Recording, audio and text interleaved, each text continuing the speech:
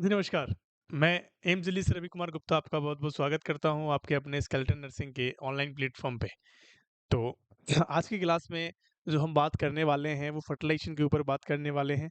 Fertilisation के ऊपर मैंने आपको कुछ डेफ़िनिशन के बारे में बताया था कि फर्टिलाइज़ेशन क्या होता है। पिछली क्लासेस में हमने गैमेटोजेनेसिस के बारे में बात करी थी कि स्पर्मेटोजेनेसिस क्या होता है, कैसे-कैसे स्पर्म बनता है, स्पर्म की डेफ़िनिशन के बारे में हमने बताया था। स्पर्म के पार्ट्स के बारे में हमने बात करी थी। तो आज की क्लास में जो हम बात करने वाले हैं, वो फर्टिलाइज़ेशन के ऊपर बात करेंगे कि फर्टिलाइज़ेशन क्या होता है। देखो, इतनी सी बात तो मैंने आपको कल की क्लास में बता दी थी कि fusion of mature sperm and mature ovum कि एक दूसरे का मैच्योर ओवम और स्पर्म का एक दूसरे से मिलना क्या कहलाता है? फर्टिलाइजेशन कहलाता है। ये बात आप सभी को पता है कि सर ये तो हमें पता है, ठीक है? अब मैं आपसे बात करूँ कि फर्टिलाइजेशन मोस्ट कॉमन साइट कौन-सी होती है? बहुत बार क्वेश्चन पूछा गया है कि फर्टिलाइजेशन की मोस्ट कॉमन साइट कौन-सी होती है? कि most common site of fertilisation की मोस्ट कॉमन साइज के बारे में यहाँ पे बहुत बार एग्जाम के अंदर क्वेश्चन पूछा गया है। तो आपको पहला आंसर तो देना है कि सर फैलोपियन ट्यूब होती है। कि सर कौन सी होती है? कि फैलोपियन ट्यूब जो होती है वो क्या होती है बच्चों? वो क्या होती है कि मोस्ट कॉमन साइट होती है। कि चल ठीक है, अगर आपसे कोई क्वेश्चन करता है कि फैलोपियन ट्यूब में कौन सा पार्ट फैलोपियन ट्यूब का फर्टिलाइजेशन के लिए जिम्मेदार होता है, तो आपको बता देना है कि एम्पुला वाला जो पार्ट होता है, एम्पुला वाला जो पार्ट होता है फैलोपियन ट्यूब का, वो जिम्मेदार होता है किसके लिए? फर्टिलाइजेशन के लिए होता है। आ गई बात समझ में? अगर मैं आपसे बात करूं कि फर्टिल एम्पुला को और किस किस नाम से जाना जाता है, कि ये मोस्ट कॉमन साइट भी होती है बच्चों किसकी? एक्टोपिक प्रेगनेंसी की। एक्टोपिक प्रेगनेंसी की मोस्ट कॉमन साइज कौन सी होती है? मोस्ट कॉमन साइट कौन सी होती है? एम्पुला होती है। Ampulla is the largest part होता है। क्या होता है बच्चों? इसको लार्जेस्ट पार्ट के नाम से भी जाना जाता है कि largest part of fallopian tube. आगे आपको बात समझ में कि आपसे अगर क्वेश्चन पूछा जाता है कि फर्टिलाइजेशन कहाँ देखने को मिलता है, तो आपको बता देना है कि फर्टिलाइजेशन फैलोपियन ट्यूब के अंदर होता है। और फैलोपियन ट्यूब के अंदर भी बात करें तो कौन सा बताना है आपको? एम्पुला वाला पार्ट बताना है। एम्पुला वाला जो पार्ट होता है, मोस्ट कॉमन एक्टोपिक प्रेगनेंसी का भी क्या होती है? साइट होती है, और लार्जेस्ट पार्ट होता है फैलोपियन ट्यूब का। आगे बात समझ में? बहुत बढ़िया। अगर मैं आपसे बात करूँ, देखो फर्टिलाइजेशन की एक प्रोसेस के बारे में हम समझते हैं कि फर्टिलाइजेशन की जो प्रोसेस होती है वो कैसे कैसे देखी जाती है। ध्यान से समझेंगे सारे बच्चे, अपने कॉपी पेन नीचे रख देंगे। एक बार समझने की कोशिश करेंगे, एक बार आपको समझ में आ गया तो सारे के सारे क्वेश्चंस जो फर्टिलाइजेशन से रिलेटेड होने वाले हैं, वो आपको एक ही बार में क्लियर हो जाएँगे। देखें कि फर्टिलाइजेशन के लिए हमें क्या-क्या चीज़ ज़रूरत होती है कि स्पर्म कि सर स्पर्म प्लस ओवम मिलके क्या बनाते हैं? कि सर जाइगोट बनाते हैं। क्या बनाते हैं बच्चों? जाइगोट बनाते हैं। ये बात आप सबको पता है कि स्पर्म प्लस ओवम मिलके क्या बनाते हैं? ये जाइगोट बनाते हैं। कि सर जाइगोट जो होते हैं, वो कैसी स्ट्रक्चर होती है? कि सर वो कैसी होती है? वो सिंगल सेल स्ट्रक्चर होती है। वो कैसी होती है बच्चों? ये होती है सिंगल सेल स्ट्रक्चर होती है। सिंगल सेल की क्या होती है? स्ट्रक्चर होती है। ये बात आपको समझ में आई कि सिंगल सेल स्ट्रक्चर कौन-सी होती है? कि जाइगोट होता है। बहुत बढ़िया। अब जो जाइगोट होता है, अब जो ये जाइगोट होता है, वो क्या काम करता है? वो एक सेल से दूसरी सेल में क्या होता है? तब्दील होता है। इसका मतलब क्या है कि आफ्टर अगर मैं आपसे बात करूँ कि कितने घंटे के बाद, तो 30 घंटे के बाद। तो अगर मैं आपसे बात करूँ आफ्टर 30 आवर्स ऑफ फर्टिलाइजेशन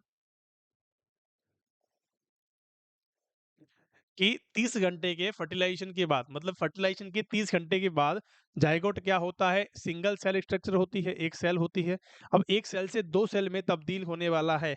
एक सेल से क्या हो जाता है बच्चों? ये 2 सेल के अंदर तब्दील हो जाता है। 2 सेल के अंदर तब्दील हो जाता है, और उस सेल को हमने क्या नाम दिया? उस सेल को हमने नाम दिया ब्लास्टोमियर। उस सेल को हमने 2 सेल बन गई। अब 2 सेल को हमने क्या बोला? इसको बोल दिया हमने ब्लास्टोमियर। आई बात समझ में? इसको क्या बोला बच्चों हमने? इसको बोला हमने ब्लास्टोमियर। ठीक है भैया, इसको हमने ब्लास्टोमियर बोल दिया। 30 घंटे के बाद ज़ायगोट क्या हुआ? 2 सेल में तब्दील हुआ, उसको हमने बोला ब्लास्टोमियर बोला। अब जो ब्लास्टोमियर बना है, ये कैसी सेल स्ट्रक्चर है कि भैया ये डबल सेल स्ट्रक्चर है। सबको दिखाई दे रही है कि डबल सेल स्ट्रक्चर कौन-सी है? कि ब्लास्टोमियर डबल सेल स्ट्रक्चर होती है। अब क्या होता है कि अब जो होता है वो क्या होता है कि ये जो ब्लास्टोमियर होता है वो कितनी सेल में तब्दील होता है कि चर 4 सेल में होता है। 4 कितने में होती हैं कि सर 8 में होती हैं। 8 कितने में होती हैं कि सर 16 सेल स्ट्रक्चर में कन्वर्ट हो जाती हैं।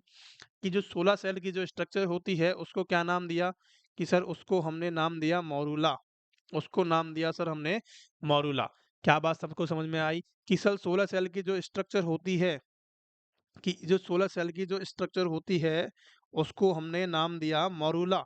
और जो मॉरूला होता है वो कितने सेल की स्ट्रक्चर होती है? 16 सेल की स्ट्रक्चर होती है। जो इसकी कवरिंग होती है इसको हमने नाम दिया जोना पेलिसुडा। जोना पेल्यूसिडा। क्या आपको इस यहाँ तक की बातें समझ में आई? ध्यान से समझेंगे, वापस से समझने की कोशिश करेंगे क्या था कि सर स्पर्म और ओवम मिलके क्या बनाया? ज़ायगोट बनाया।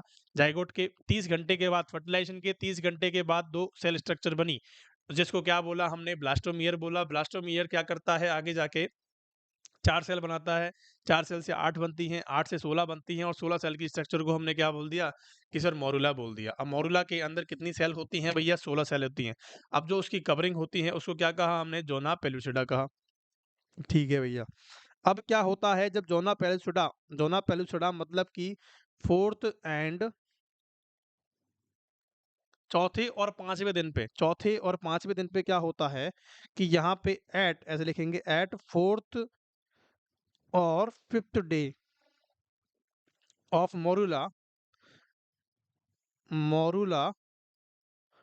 क्या होता है कि at 4 and 5th day morula enter into ऐसे लिखेंगे इनटू यूटेराइन कैविटी।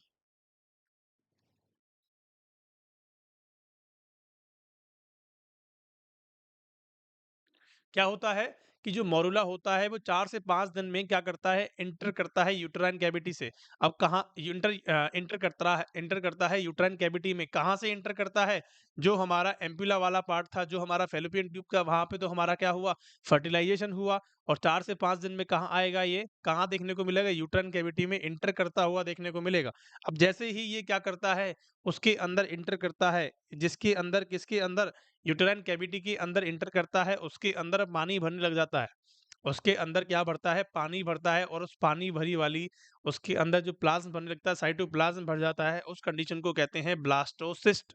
उसको कहते हैं ब्लास्टोसिस्ट। लिखेंगे यहाँ पे when morula enter into uterine cavity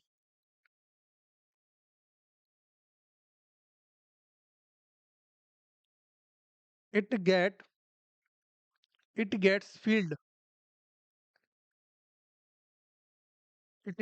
with the fluid called. क्या कहा हमने कि सर इसको क्या कहा? हमने कहा इसको ब्लास्टोसिस्ट कहा। क्या कहा हमने? जैसे ही इंटर करता है उसके अंदर फ्लूइड भरने लगता है और फ्लूइड भरी हुई स्ट्रक्चर को हम सिस्ट कहते हैं। तो ब्लास्टोमियर को किस में कन्वर्ट कर दिया सर? ब्लास्टोसिस्ट के अंदर कन्वर्ट कर दिया।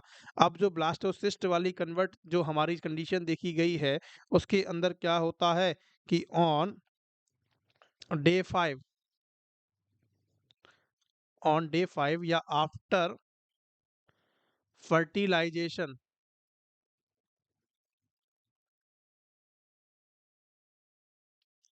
जोना पेल्यूसिडा इज लॉस्ट।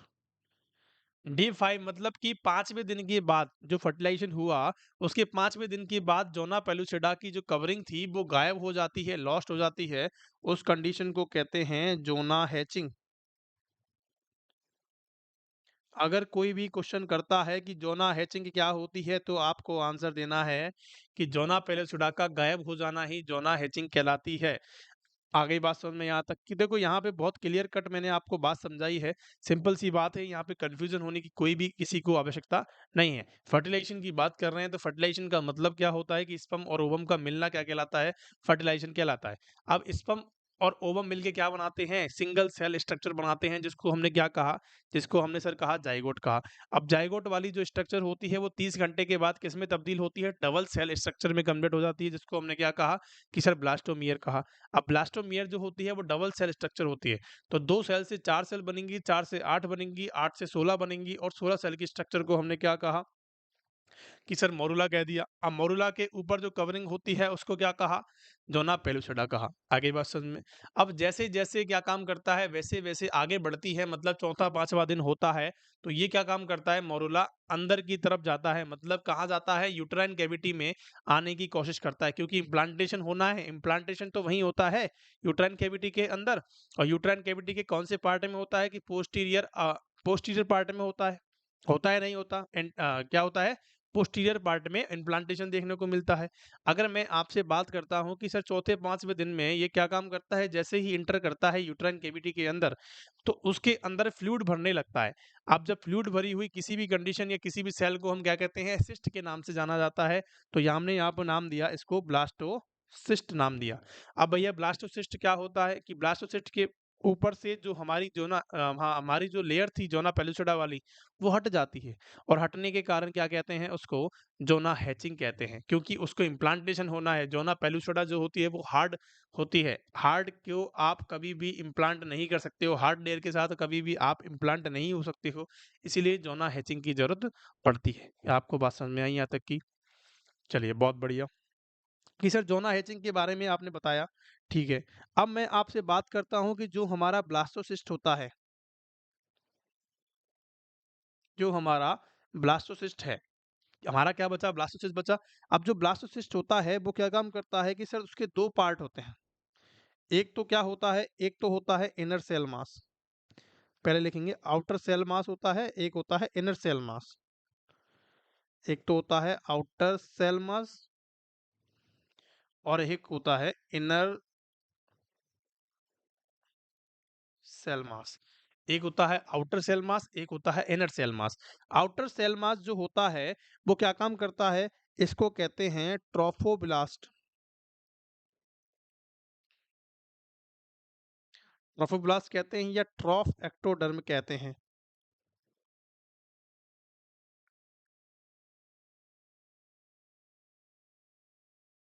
क्या कहते हैं? ट्रोफोब्लास्ट कहते हैं या ट्रॉफ एक्टोडर्म के नाम से जानते हैं। ठीक है भैया, इसको कह दिया हमने। अब आगे क्या करते हैं कि ये 2 कंडीशन में कन्वर्ट हो जाते हैं। 2 कंडीशंस कौन-कौन सी होती हैं? एक होती है आउटर वाली और एक होती है इनर वाली। एक होती है बच्चों आउटर वाली और एक होती है इनर वाली। अब जो आउटर वाली जो कंडीशन होती है, आउटर वाला जो पार्ट होता है वो क्या काम करता है? वो काम करता है सर सिनसाइटोट्रोफोब्लास्ट बनाने का। सिनसाइटोट्रोफोब्लास्ट का काम क्या होता है?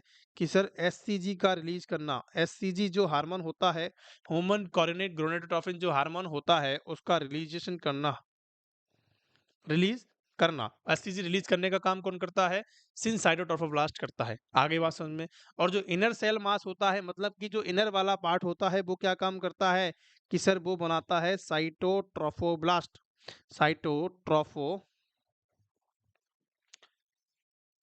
साइटोट्रोफोब्लास्ट का काम क्या होता है? कि सर प्लेसेंटा को बनाने का काम करता है। क्या काम करता है बच्चों?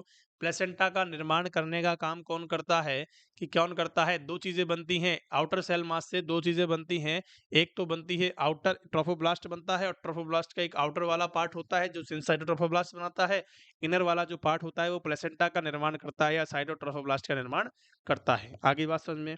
अगर मैं आपसे यहाँ पे इनर सेल मास की आपसे बात करता हूँ तो यहाँ पे अम्बिलिकल कॉर्ड का निर्माण होता है। अम्बिलिकल कॉर्ड बनाते हैं और क्या बनाते हैं? यहाँ पे फीटस का निर्माण करते हैं।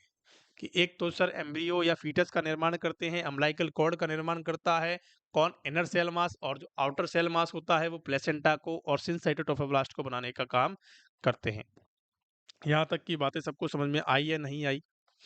यहाँ तक की बात में किसी को कोई डाउट है? क्लियर सी बातें मैंने आपको यहाँ पे बताई है।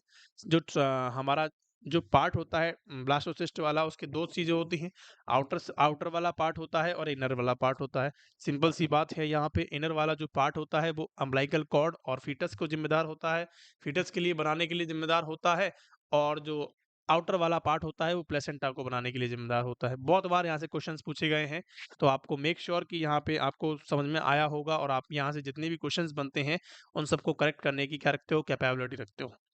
चलेंगे अगले क्वेश्चन की तरफ। अगर मैं आपसे एक क्वेश्चन पूछता हूं कि अर्ली जाइगोट, अर्ली जो जाइगोट, जो हमारा जाइगोट बना है वो 3 से 4 दिन तक वहां रहने वाला है एम्पुला के अंदर, तो वहां पे उनको न्यूट्रिशन कौन प्रोवाइड करवाता है? तो क्वेश्चन है भैया कि early zygote from where does it get nutrition, कि जो हमारा जाइगोट बना है, जो हमारा जाइगोट बना है वो कहाँ से न्यूट्रिशन प्रोवाइड करवाता है, कहाँ से न्यूट्रिशन लेता है? कि सर कहाँ से लेता है? कि सर फेलोपियन ट्यूब से लेता है। लेकिन फेलोपियन ट्यूब के अंदर कौन सी सेल होती है जिम्मेदार, जो कि इसको क्या काम करवाती है, इसको क्या करती है, क्या करती है, न्यूट्रिशन प्रोवाइड करने का काम करती है? कौन सी जिम्मेदार होती है? देखो 3 सेल्स पाई जाती हैं फेलोपियन ट्यूब के अंदर। फेलोपियन ट्यूब के अंदर कितनी सेल्स पाई जाती हैं?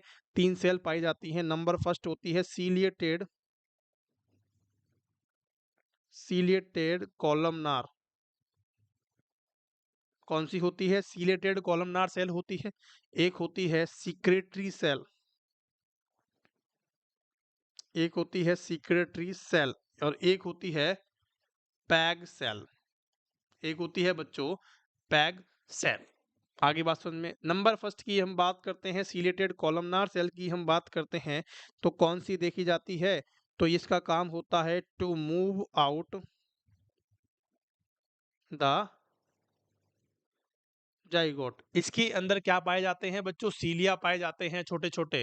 जैसे मैं आपसे बात करूं कि इसके अंदर सीलेटेड कॉलमनार सेल्स पाई जाती हैं, इसके अंदर फेलोपियन ट्यूब के अंदर सीलेटेड कॉलमनार सेल्स पाई जाती हैं। ऐसी कॉलमनार सेल्स होती हैं जिनके ऊपर सीलियास प्रेजेंट होते हैं। ये सीलिया क्या काम करते हैं? मूवमेंट प्रोवाइड करवाने का काम करते हैं। कैसे काम करते हैं बच्चों? मूवमेंट को प्रोवाइड करने का काम करते हैं। और यहाँ पे बीच बीच में क्या पाई जाती हैं? यहाँ पे कुछ सेल्स पाई जाती हैं जिनको हम पैग सेल के नाम से जानते हैं, जिनको हम क्या कहते हैं? पैग सेल के नाम से भी जानते हैं। तो सीलिया जो होता है वो मूवमेंट के लिए जिम्मेदार होता है। कहीं भी आप देख लीजिए, जहाँ पे भी सीलियास पाए जाते हैं वो सिर्फ क्या करते हैं? मूवमेंट को प्रोवाइड करवाते हैं। आगे बात समझ में। और मैं आपसे बात करूं सिक्रेटरी या सिक्रेटरी सेल क्या काम करती हैं, तो सिक्रेटरी सेल का काम होता है nutrition to the zygote, nutrition, ऐसे लिखेंगे provide nutrition to the zygote. कि न्यूट्रिशन प्रोवाइड करवाना जाइगोट के लिए क्या प्रोवाइड करवाना? न्यूट्रिशन प्रोवाइड करवाना किसका काम होता है? सिक्रेटरी सेल का काम होता है। और जो पैग सेल होती है वो क्या काम करवाती है? तो make capable the ovum to fertilisation. क्या काम करवाते हैं बच्चों? कि जो पैग सेल काम करती है वो क्या काम करती है? कि ओवम को कैपेबल बनाती है फर्टिलाइज होने के लिए। आगे बात समझ में। तीनों सेल का आपको काम मैंने अलग अलग बताया है। यहाँ से कैसा भी क्वेश्चन पूछा जाता है तो आपको बिल्कुल करेक्ट करना है। आगे बात समझ में। बहुत बढ़िया। चलेंगे अगले क्वेश्चन की तरफ चलते हैं, या अगले पॉइंट की तरफ चलते हैं। एक अगला क्वेश्चन और देखने को मिलता है कि how does get morula inter uterine cavity, uterine cavity, कि कैसे मोरूला एंटर करता है, कैसे मोरूला एंटर करता है देखेंगे। सबसे पहली मैं आपसे बात करूं कि सबसे पहला जो होता है कि मूवमेंट क्या करवाते हैं? कि मूवमेंट ऑफ सीलिया, कि सीलिया क्या करते हैं? मूवमेंट करते हैं, सीलिया अपने आप में मूवमेंट करते हैं और उसको आगे धकेलने की कोशिश करते हैं। नंबर पहला पॉइंट। नंबर दूसरा पॉइंट होता है कि peristaltic movement in tube.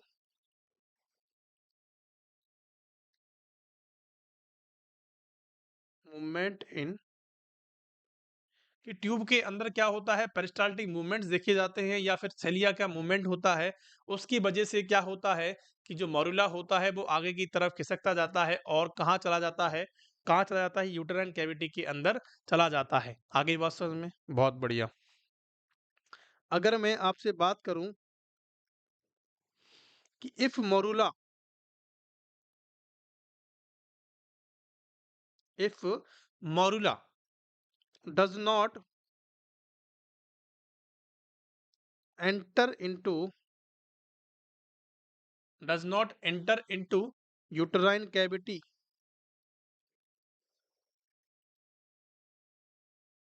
and get implanted into fallopian tube is called, इसको क्या बोलेंगे? क्वेश्चन का आंसर देंगे फटाफट से, बहुत इजी आंसर होने वाला है कि अगर मोरुला एंटर ना करे, वहां से मूव ही ना हो और कहाँ पे इम्प्लांट हो जाए, वो हमारी फेलोपियन ट्यूब के अंदर ही इम्प्लांट हो जाए और फेलोपियन ट्यूब के अंदर कहाँ पे, कहीं पे भी, या फिर मोस्ट कॉमन जो जगह होती है वो एम्पुला होता है, उसको क्या कहते हैं? एक्टोपिक प्रेगनेंसी के नाम से जाना जाता है। आगे बात समझ में? उसको क्या कहते हैं बच्चों? एक्टोपिक प्रेगनेंसी के नाम से जाना जाता है। आगे यहाँ तक की बात समझ में? बहुत बढ़िया। एक अगला क्वेश्चन लिखेंगे कि इन विच फॉर्म,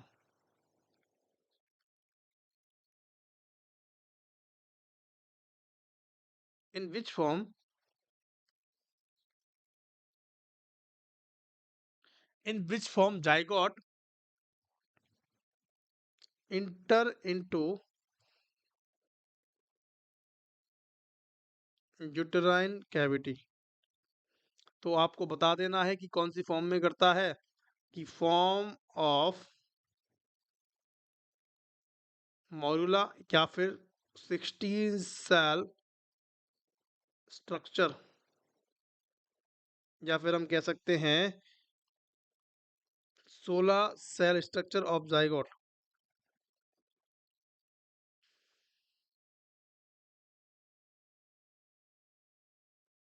कि जाइगोट की 16 सेल स्ट्रक्चर के साथ भी उसको कहा जा सकता है। आगे बात समझ में?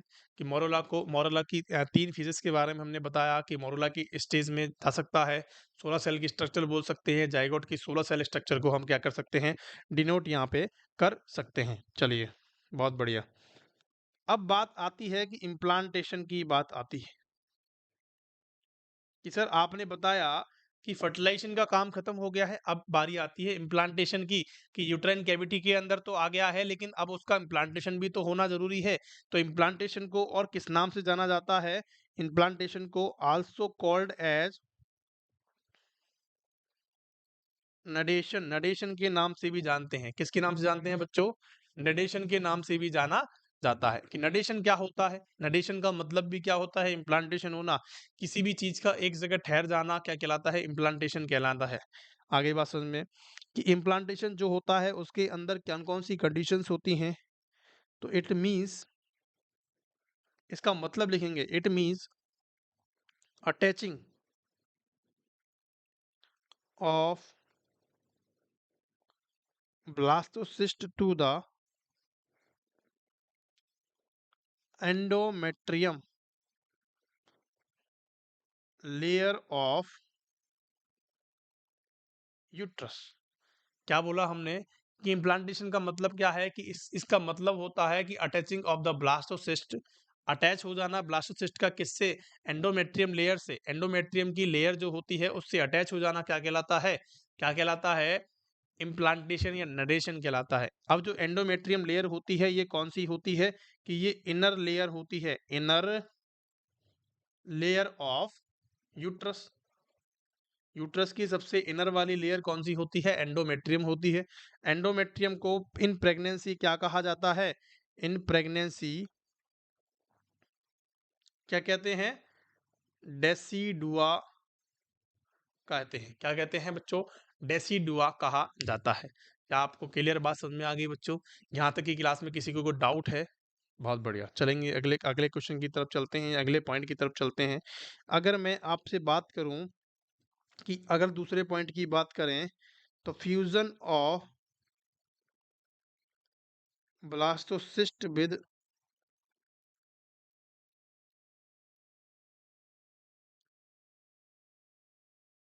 एंडोमेट्रियम, कि एंडोमेट्रियम के साथ क्या हो जाना? फ्यूजन हो जाना किसका? ब्लास्टोसिस्ट का। क्या कहलाता है? इम्प्लांटेशन कहलाता है। बहुत बढ़िया। अगर मैं आपसे बात करता हूं कि ये क्या होता है हमारा, ये हमारी एंडोमेट्रियम लेयर है और ये हमारा ब्लास्टोसिस्ट है, तो ये क्या हो गया? यहाँ पे अटैचमेंट देखने को मिलती है। ये क्या होता है कि ब्लास्टोसिस्ट है और ये क्या होता है?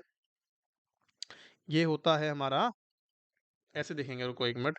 दो चीजें मैं आपको बताना चाहता हूँ। देखो, एक होता है सुपरफिशियल इम्प्लांटेशन होता है और एक डीप इम्प्लांटेशन होता है। अगर मैं आपसे बात करता हूँ कि दो तरह के इम्प्लांटेशन देखे जाते हैं, कि ये तो हमारा क्या है और एक हमारा ये है, ठीक है। एक हमारा क्या है? ये हमारा ब्लास्टोसिस्ट है और ये एंडोमेट्रियम है। यहाँ पे लिखेंगे कि ये भी एंडोमेट्रियम है और ये भी एंडोमेट्रियम है, और एक ये भी क्या है? ब्लास्टोसिस्ट है। अब दोनों में फर्क क्या है? दोनों में फ़र्क क्या है? एक वाली जो स्टेज होती है, इस वाली स्टेज में तो क्या देखने को मिलता है आपको कि सुपरफिशियल इम्प्लांटेशन हुआ है। इसको हम कहते हैं superficial implantation, implantation, superficial implantation कहते हैं। इसके अंदर क्या हुआ है कि अंदर तक चला गया है इम्प्लांटेशन, इसके अंदर तक चला गया है, हमारी एंडोमेट्रियम लेयर के अंदर तक चला गया है, उसको कहते हैं इंटरस्टिशियल इम्प्लांटेशन। इसको क्या कहा बच्चों हमने? Interstitial implantation.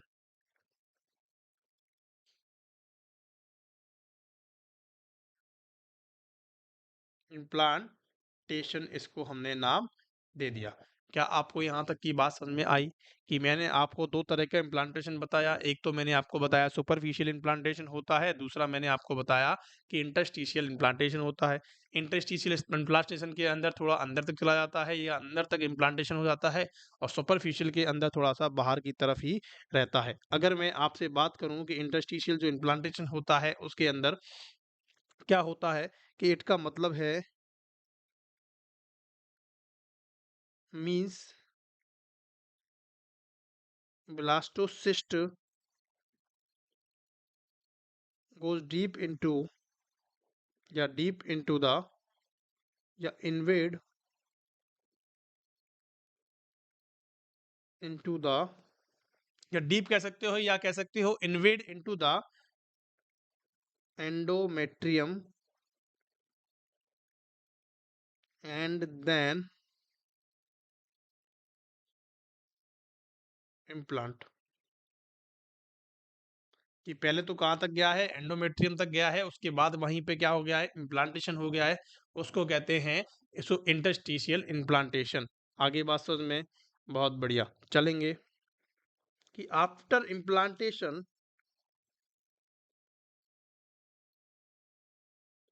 कि बच्चों आफ्टर इम्प्लांटेशन एंडोमेट्रियम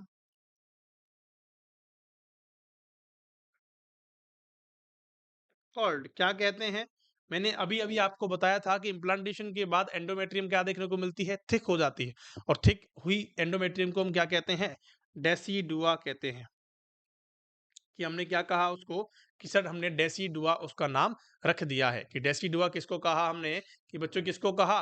एंडोमेट्रियम को हमने डेसिडुआ का नाम दे दिया है। अब क्या कह सकते हैं?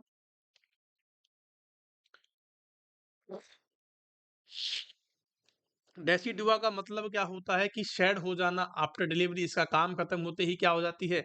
तो डेसिडुआ इसके अंदर लिखेंगे कि वाई, इसका नाम क्यों दिया? तो as it is,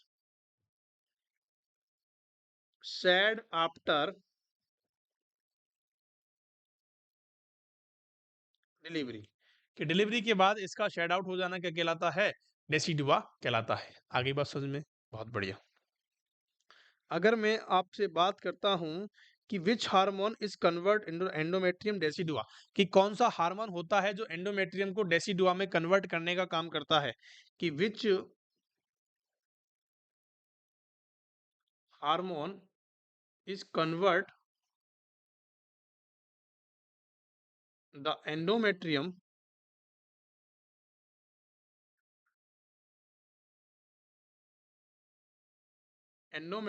into the decidua, कि एंडोमेट्रियम को कन्वर्ट करने वाला डेसिडुआ के अंदर कौन सा हार्मोन पाया जाता है? तो आपको सिंपल सा आंसर देना है कि सर जो प्रोजेस्टेरॉन होता है वो क्या काम करता है? वो क्या काम करता है बच्चों? वो क्या काम करता है? डेसिडुआ में तब्दील करने का काम करता है। प्रोजेस्टेरॉन का काम क्या होता है? मैंने आपको कल की क्लास में बताया था कि सर ये क्या काम करता है, कि सर प्रेगनेंसी को मेंटेन करने का काम करता है। प्रेगनेंसी मेंटेनिंग हार्मोन होता है। प्रेगनेंसी को बनाए रखने का काम कौन करता है? तो आपको बता देना है कि प्रोजेस्टेरॉन काम करता है। प्रोजेस्टेरॉन काम कौन का सा करता है? कि प्रेगनेंसी मेंटेनिंग हार्मोन होता है। आगे बात सुन में और क्या कह सकते हैं कि it is a tocolytic agent. It is a tocolytic agent होता है। और टोकोलाइटिक एजेंट का काम क्या होता है? टू प्रिवेंट कॉन्ट्रैक्शंस, कि भैया कॉन्ट्रैक्शंस को होने से प्रिवेंट करवाता है। अगर कॉन्ट्रैक्शंस नहीं होंगे प्रेगनेंसी के अंदर तो जल्दी एक्सप्रेशन ऑफ फीटस नहीं देखने को मिलेगा, कि टर्मिनेशन ऑफ प्रेगनेंसी आपको नहीं देखने को मिलेगा। इसीलिए कहते हैं कि प्रेगनेंसी को कंटिन्यू करने वाला या मेंटेन करके रखने वाला कौन सा हार्मोन होता है? कि सर प्रोजेस्टेरॉन होता है। और जो प्रोजेस्टेरॉन होता है वो क्या काम करता है? कि ये कन्वर्ट करता है डेसिडुआ एंडोमेट्रियम को डेसिडुआ के अंदर भी। आगे आपको बात समझ में यहाँ तक की कि बहुत बढ़िया। अगर मैं आपसे एक बात करता हूं, अगर मैं आपसे एक क्वेश्चन बहुत इंपॉर्टेंट वाला पूछता हूं कि द लिमिट, कि the limit of penetrating of blastomere blastocyst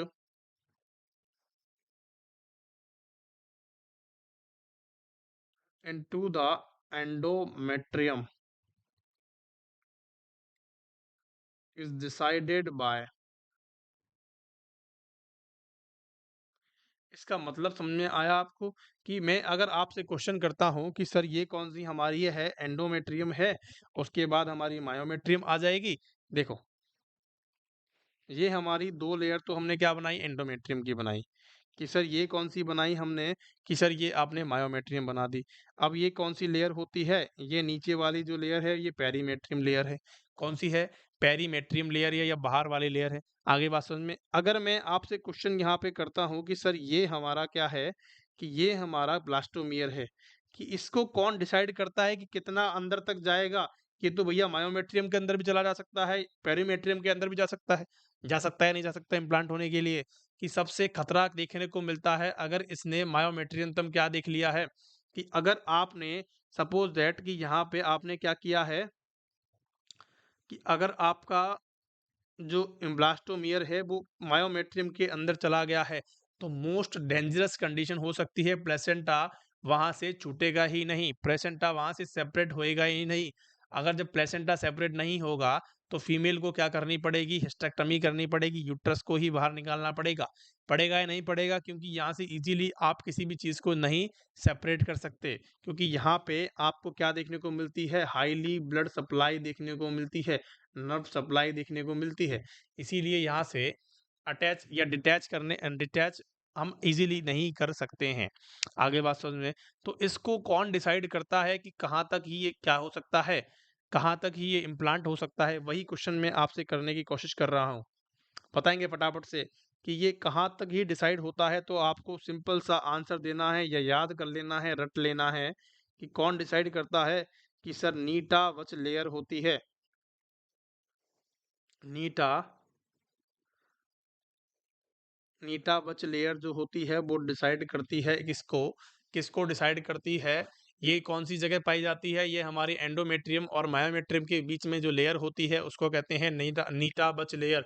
ये क्या काम करती है, ये इम्प्लांटेशन को डिसाइड करती है, उससे आगे नहीं जाने देती है। आगे बात समझ में बहुत इंपॉर्टेंट, बहुत ज़्यादा इंपॉर्टेंट क्वेश्चन है, ये आधे बच्चों को नहीं पता होगा। ठीक है, चलिए अब मैं आपसे बात करूं कि इम्प्लांटेशन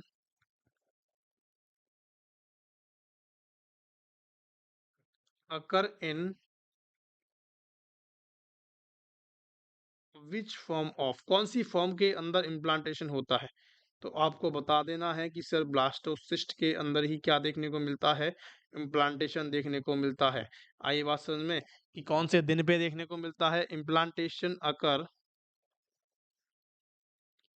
इम्प्लांटेशन या फिर हम कह सकते हैं बिगिंस, स्टार्ट हो जाता है, implantation begins at day 6 after fertilisation, after fertilisation मतलब फर्टिलाइजेशन के डे 6वें दिन पे, डे 6 जैसे कि मैंने आपको बताया कि 4 से 5 दिन में क्या करता है, मोरुला इंटर करता है यूट्राइन कैविटी के अंदर। जैसे ही 6वां दिन होगा तो क्या करता है, ये इम्प्लांट होते हैं, की कोशिश करता है कि या फिर शुरू कर देता है। और जो कंप्लीट इम्प्लांटेशन हो जाता है, कंप्लीट जो इम्प्लांटेशन होता है वो कितने दिन पे देखने को मिलता है, वो 10 से 12 दिन पे आपको देखने को मिलता है। कितने दिन पे देखने को मिलता है, 10 से 12 दिन पे देखने को मिलता है। और जब इम्प्लांटेशन होता है तो ब्लीडिंग आपको देखने को मिलती है, उसको क्या कहते हैं, उसको कौन सा साइन कहते हैं, तो ब्लीडिंग ड्यूरिंग इम्प्लांटेशन, उसको कहा जाता है हर्टमान साइन, उसको कहते हैं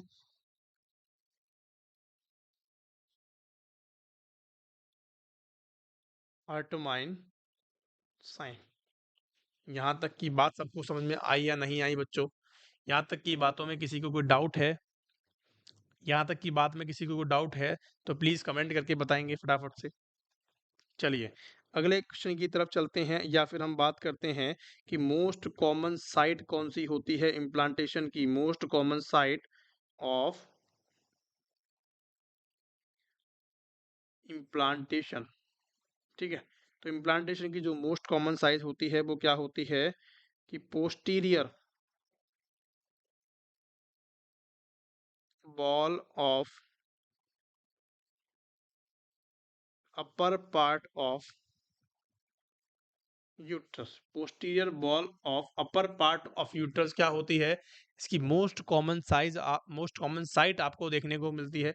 बहुत बार यहाँ पे क्वेश्चन पूछा गया है कि कौन सा मोस्ट कॉमन साइट होती है, लेकिन बच्चों को अक्सर याद नहीं रहता है। लेकिन आपको याद रखना है कि पोस्टीरियर वॉल पे होता है, अपर पार्ट, और अपर वाले पार्ट के अंदर ही क्या होता है, ये इम्प्लांटेशन का आपको देखने को मिलता है। आगे बात समझ में यहाँ तक की, बहुत बढ़िया, चलेंगे।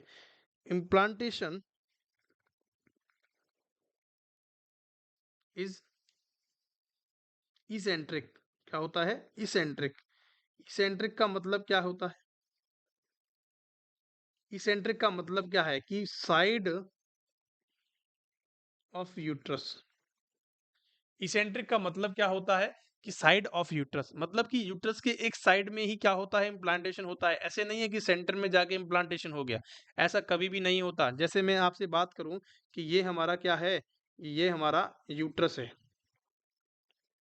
ये हमारा यूट्रस है, तो कभी भी जो इम्प्लांटेशन होता है ना वो इसेंट्रिक होता है, या तो यहाँ देखने को मिलेगा या फिर यहाँ देखने को मिलेगा, एक जगह कहीं भी कहीं आपको देखने को मिल सकता है। इसेंट्रिक का मतलब होता है कि साइड ऑफ यूट्रस, एक साइड में देखने को मिलता है, कभी भी ऐसे नहीं देखने को सेंट्रिक हो सकता है, सेंट्रिक कभी भी नहीं होगा, इसेंट्रिक ही होगा।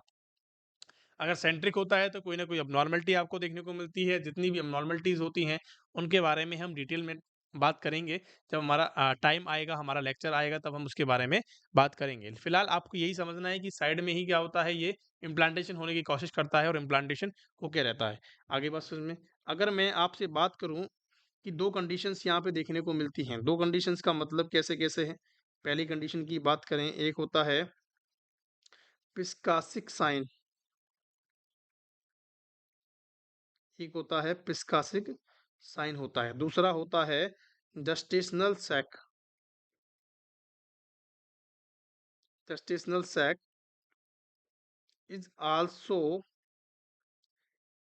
eccentric in USG। यूएसजी जब भी आप करवाते हो तो जस्टेशनल जो सैक होता है, जो बच्चे वाला सैक होता है, उसको कहते हैं जस्टेशनल सैक। उसको भी कहाँ देखने को मिलता है? वो भी आपको इसेंट्रिक ही देखने को मिलेगा। पिस्काकिक जो साइन होता है वो कहाँ होता है? Asymmetric, asymmetric enlargement of uterus। Piskacek sign जो होता है मैं आपको समझाऊंगा, फिलहाल इसको लिखेंगे कि asymmetric enlargement of uterus in early pregnancy. Early pregnancy मतलब कि अर्ली साइन ऑफ प्रेगनेंसी इसको बोल सकते हैं कि अर्ली साइन ऑफ प्रेगनेंसी क्या होता है, तो आपको बता देना है कि पिस्कासिक साइन होता है। तो अर्ली साइन ऑफ प्रेगनेंसी क्या होता है बच्चों? पिस्कासिक साइन देखने को मिलता है। पिस्कासिक जो साइन होता है वो अर्ली साइन ऑफ प्रेगनेंसी होता है। अब जो पिस्कासिक साइन होता है उसके बारे में बात करते हैं। देखो, ये हमारा क्या है बच्चों? ये हमारा है यूट्रस, ठीक है? ये हमारा यूट्रस है, ठीक है? पिस्कासिक साइन का मतलब क्या है कि जैसे ही यहाँ पे जस्टेशनल सेक देखने को मिलेगा, जस्ट एक तरफ इम्प्लांट हो गया, पोस्टीरियर साइड में हो गया, इसेंट्रिक हो गया, ठीक है? अब मैं आप बात करता हूँ कि जैसे-जैसे ये बड़ा होगा तो जस्टेशनल सैक भी बड़ा होता जाएगा, तो आपको ये क्या देखने को मिलेगा? एसिमेट्रिकल, मतलब कि दोनों यूट्रस के जो पोल होंगे, कि ये वाला पोल और ये वाला पोल, ये आपको एसिमेट्रिक देखने को मिलेंगे, सिमेट्रिक, सिमिलर नहीं देखने को मिलेंगे। कैसे देखने को मिलेंगे? एसिमिलर, एसिमेट्रिक आपको देखने को मिलेंगे कि एक पे एक जो यूट्रस होता है, एक वाला जो कॉर्नर होता है, उस पे आपको भारीपन देखने को मिलेगा और वो भारीपन ही क्या होता है? अर्ली साइन ऑफ प्रेगनेंसी होता है और उसी साइन को हम क्या कहते हैं? पिस्कासिक साइन कहते हैं। क्या कहते हैं? पिस्कासिक साइन कहते हैं। आ गई बात समझ में कि पिस्कासिक जो साइन होता है उसको कहते हैं हम, क्या कहते हैं? Asymmetric enlargement of uterus. बहुत बढ़िया। एक होता है true gestational sac.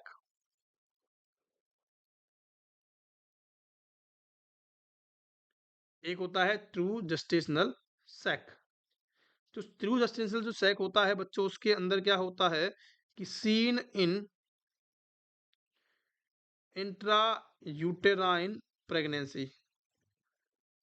Intra uterine pregnancy के अंदर ही सीन होता है कि अगर यूट्रस के अंदर प्रेगनेंसी है या यूट्रस के अंदर इम्प्लांटेशन हुआ है तो ट्रू जस्टेशनल सैक आपको देखने को मिलता है।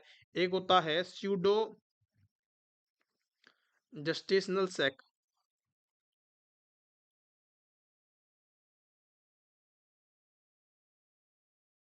एक होता है स्यूडो जस्टेंशियल सैक। उसके अंदर क्या होता है कि जो सेंट्रली लोकेटेड होता है, centrally located seen in ectopic pregnancy. इसके अंदर क्या होता है कि ये कहाँ देखने को मिलता है आपको? एक्टोपिक प्रेगनेंसी के अंदर देखने को मिलता है और सेंट्रली लोकेटेड होता है, मतलब कि सेंट्रिक के अंदर देखने को मिलता है। कभी भी आपको इसेंट्रिक नहीं देखने को मिलेगा। अगर मैं यहाँ से डायग्राम की बात करूँ आपसे, कि डायग्राम के हिसाब से अगर हम समझें तो यहाँ पे ये यूट्रस होता है, तो आपको यहाँ पे सेंट्रली लोकेटेड देखने को मिलेगा। जब भी ये सेंट्रली लोकेटेड देखने को मिले, इसका मतलब आपको समझ जाना है कि स्यूडो क्या है? स्यूडो जस्टेशनल सैक है। अगर आपको क्या देखने को मिल रहा है यहाँ पे, अगर आपको देखने को मिल रहा है, कैसे देखने को मिलता है देखते हैं कि अगर आपको इसेंट्रिक देखने को मिलता है, मतलब एक साइड ही आपको इम्प्लांटेशन देखने को मिलता है, उसको कहते हैं ट्रू जस्टेशनल सैक। उसको कहते हैं ट्रू जस्टेशनल सैक। आगे बात समझ में, मैं क्या आपको क्या समझाना चाह रहा हूँ? क्या आपको मेरी बातें समझ में आई या नहीं आई बच्चों? कि सर बहुत बढ़िया। तो यहाँ तक की बातें जो हमारी थी वो इम्प्लांटेशन के ड्यूरिंग थी कि इम्प्लांटेशन क्या देखने को मिला। मैंने आपको वहाँ पे भी बताया था कि इनर सेल मास होता है, आउटर सेल मास होता है, उसके बारे में हमने डिटेल में यहाँ पे बात कर ली है। तो यहाँ तक की कंडीशन आपको सबको समझ में आई होगी, आई होप। यहाँ तक कि क्लास में किसी को कोई डाउट है तो नीचे दिए हुए नंबर्स पे आप सपोर्टिव नंबर्स होते हैं, वहाँ पे आप कॉल कर सकते हो और वहाँ से कोई भी इन्फॉर्मेशन चाहिए आपको तो वहाँ से आप ले सकते हो। Thank you so much for being there. पढ़ते रहें और बढ़ते रहें।